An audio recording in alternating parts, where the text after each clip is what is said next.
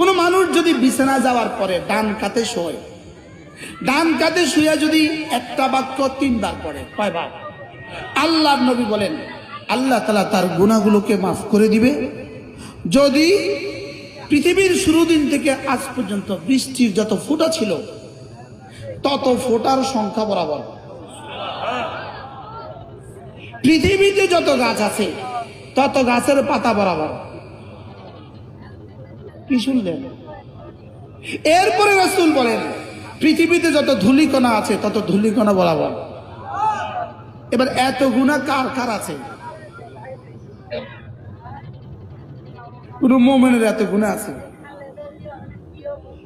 তাহলে এই বাক্যটা যদি আপনি পড়েন ডান কাতে শুয়ে, বলবো বাক্যটা বলবো, আস্তাগফিরুল্লাহাল্লাযী লা ইলাহা ইল্লা হুয়াল হাইয়ুল কাইয়্যুম ওয়া আতুবু ইলাইহি লা হাওলা ওয়ালা কুওয়াতা ইল্লা বিল্লাহ। আজ থেকে পড়বো তো? বলেন ইনশাআল্লাহ। রাসূল জীবনে যখন যা করেছেন বলেন